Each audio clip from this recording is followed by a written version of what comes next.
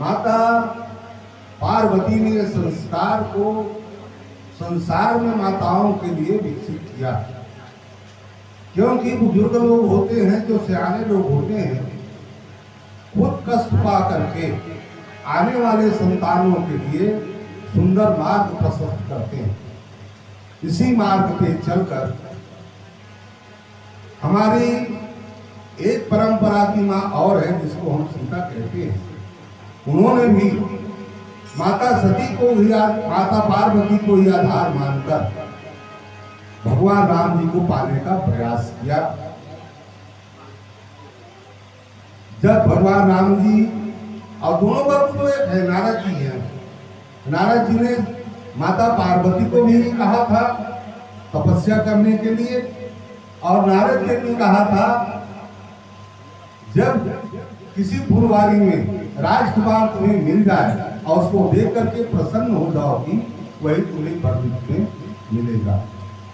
संस्कार जब प्रफुल्लित होती है और संस्कार जब जन्म से लेकर परिपूर्णित होती है मन में, तो ऋषियों का, गुरुओं का, बड़े लोगों का आशीर्वाद मिलना शुरू हो जाता है। इधर राम जी जनकपुर में है, गुरु जी ने कहा कि बेटा पूजा का समय हो गया है, जाओ सुमन ले आओ, पूजा के लिए फूल ले आओ। और उधर माता सुनैना ने कहा कि बेटी आप तुम्हारे स्वयंवर का आखिरी दिन है, अभी तक कुछ नहीं हुआ, इसलिए जाओ माता गौरी का आशीर्वाद ले आओ।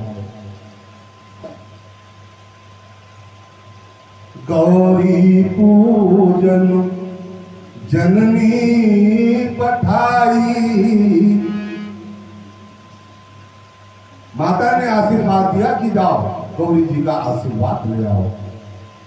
इधर गुरु जी ने भेजा, देखिए जब दो महापुरुषों का आशीर्वाद अपने संतानों को मिलता है तो उनका कार्य सरल हो जाता है।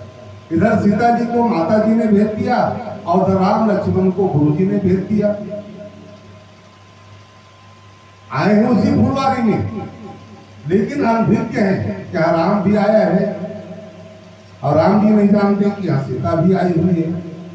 लेकिन संयोग होना था, महात्माओं का कृपा मिलना था, संस्कार को फलीभूत होना था, इसलिए एक दूसरे को मिलने के लिए एक सुंदर अवसर मिला। कहते हैं कि आज एक जमाना ऐसा था कि माता पिता पुत्री को नहीं पूछते थे, पुत्र को नहीं पूछते थे, शादी कर देते थे। हमारा संतान ने बात करते हुए रखे शादी करना है, शादी करते वक्त जिनका शादी होना है उसको नहीं पूछा जाता था। बीच में ऐसा समय आया कि कुछ तो संस्कार बढ़ा, तो कहते हैं कि जिनको दाम्पत्य जीवन निपटाना है उनका भी स्वीकृति होना चाहिए। लेकिन ये लेखों तक रह गया, विचारों तक रह गया, समाज के सामने नहीं आया। और यहाँ गोस्वामी तुलसीदास जी ने भी लिखा, सिया स्वयं धनुष यज्ञ देखहु प्रभु लायु। धनुष यज्ञ के लिए राम लक्ष्मण को लाया था, लेकिन जब राम और सीता एक जगह मिले तो संबोधन को काटना पड़ा। फिर लिखा सिया स्वयं। जब एक लड़की अपने माँ बाप को नहीं पूछती थी, एक ऐसा जमाना आया अब है जो माता पिता को बाल बच्चे नहीं पूछते हैं। उस समय में बाल बच्चे को माता पिता नहीं पूछते थे, और ये बीच का समय जो निकला वो दोनों के स्वीकृति के बाद ही शादी हो तो अच्छा है।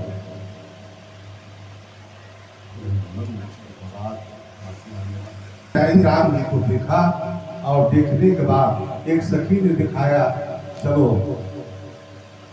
अवश्य देखिए, देखन जोगू जिसके जनकपुर में चर्चा है।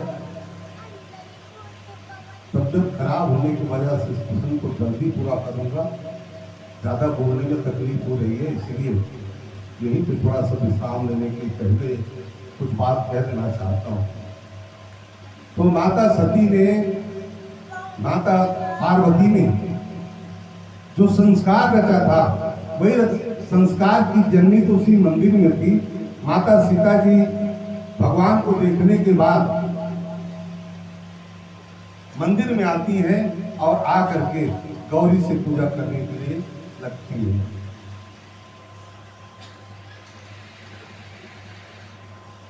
पति देवता सुतीयम मात प्रथम तब रे,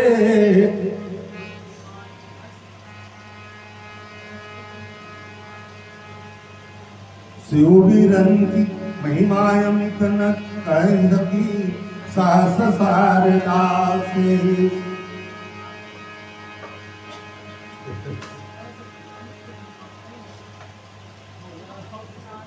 पति देवता सुतीय मात प्रथम तब रे, महिमायमित न जाय कही सहस शारदा से। माता जी से एक निवेदन करती है कि महिमा आप हे माँ, आपकी महिमा तो अमित है, कोई वर्णन नहीं कर सकती है, लेकिन मैं आपके चरणों में इसलिए प्रणाम कर रही हूँ कि आप सनातन को जानने वाली हैं। ये संस्कृति को आपने रचा है और संस्कृति में जो आता है सब वो आपका पहले नाम है। मात प्रथम तबुरे, आपने थोड़ा कैसे कम कर दे, अबे तो साले थोड़ा था। प्रथम तबुरे, और उन्होंने माता पार्वती को पूजा करने के लिए एक माला लाई हुई थी। उस माला को माता को पहनाती है, और माता को पहनाती है तो वहां लिखा गया खसी माल मूरत मुस्कान। इस प्रसंग को थोड़ा काट करके बढ़ा रहा हूं क्योंकि मुझे 15-20 मिनट के ऊपर बोलने में तकलीफ होगी, इसलिए 15 मिनट में इस प्रसंग को पूरा करूंगा। मात प्रथम तब रे, इसको कैसे ढंग की उनकी लेख है इसको मैं बताना चाहता हूं।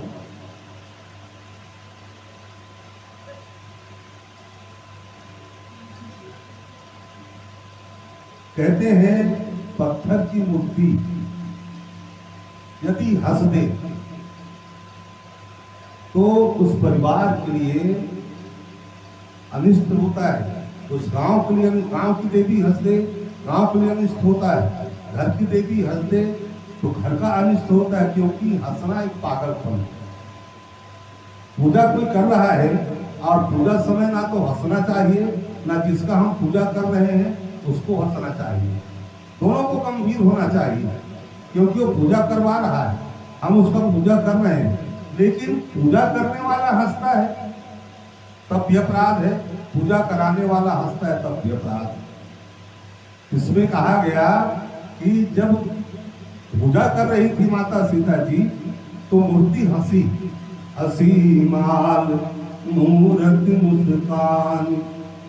तो कहते तो पत्थर की मूर्ति नहीं थी तो क्या थी? मूर्ति सो पाषाण की, सो तो गई पाताल, जगदम्बा के कारणे माँ उपजी तत्काल। ये जगदम्बा है, वो भी जगदम्बा है, एक जगदम्बा पूजा कर रही है और दूसरे जगदम्बा नदारत रहे, ये कैसे हो सकता है? मूर्ति सो पाषाण की, सो तो गई पाताल। और सीता जी के वास्ते जगदम्बा प्रकटी सौ तत्काल प्रकट हुई और पूजा को स्वीकार करने लगी। तो माता जी जो सीता जी जो हार लाई थी उस हार को माता को पहनाने लगी।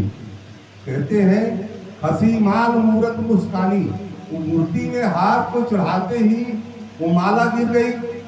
तो संतों ने कहा कि भाई माला को जब माता जी आई है तो माला को स्वीकार करना चाहिए, माला क्यों गिर गई? तो कवियों ने अपना अपना मत कहा है, उसको मैं सुना रहा हूं। जब सीता बरमाल उठाई, शंकर की सुधि मन में आई, जो माला पूर्ण अंग में दरी है, निकल शंभु तब झगड़ा करी है। अस विचार मिथिलेश कुमारी, माला अर्ध गले महरारी। रुकी न सो गिरी महियानी, हसी माल मूरत मुस्कानी। माता जी ने जब उस माला को उठाया पहनाने के लिए, तो मन में विचार आया, हमारे भगवान के कारण ही इन दोनों का विषय हुआ जब सती रूप में थी, और सती रूप में होने के कारण शंकर जी राम जी को पहचान नहीं जा पाने के कारण सती को पार्वती बनना पड़ा। और आज भी वही शंकर आए हैं, और शंकर जी के सामने मैं यदि ये माला उनको पहना देती हूँ, हो सकते हैं शंकर जी रुष्ट हो जाए, क्योंकि वो परम भक्त है राम जी के। माला मेरे को क्यों नहीं पहना करके उसको पहना रही हो, निकल शंभु फिर झगड़ा करेंगे। यही सोच मन में मुस्कानी, माला अर्ध भंग महदारी। रुकी न सो गिरी मैयाई, हसी माल मूरत मुस्कानी। मूर्ति से वो माला गिर करके जमीन में आई। एक संत का भाव ये है, गिर जाए हृदय शंभु की सूरत, सीता हृदय राम की मूरत। जो सिय कर मागत माही, सोच रही पार्वती सिहुमाई। जब इनके हृदय में राम जी बसे हैं, जिस तरह से मेरे हृदय में शंकर जी बसे हैं और इनके हृदय में राम जी बसे हैं, जब बसाया करके राम को आई है, तो फिर ये मेरे को क्या मांगती है? नारी चरित में तो तुलानी, हसी माल मूरत मुस्कानी। जब दोनों नारी चरित्र में उतर गई, तो मूर्ति जो है जमीन में गिर गई और दोनों के दोनों हंसने लगी। अब माता सती सोच रही है, ये सिय के बरमागन माई, सोच रही जगदम्बा बनमाई। बर तो अपन आप चुन आई, फिर मोसन का जाचन आई। मनु रघुनंदन के तरफ तन की नहीं संभाल, ज्यों तू पहनाई तभी खसक गई वह माल। सियावर रामचंद्र की जय। ज्यों त्यों पहना दी, क्योंकि मन में राजा राम जी बसे हैं, उनके हृदय में शंकर जी बसे हैं। शंकर की ओर सीता जी नहीं देख सकती हैं, और राम की ओर सती नहीं देख, पार्वती नहीं देख सकती हैं। इसलिए दोनों अपने तन की संभाल नहीं करने के कारण वह माल जो है जमीन में गिरी, और खसी माल मूरत मुस्कानी।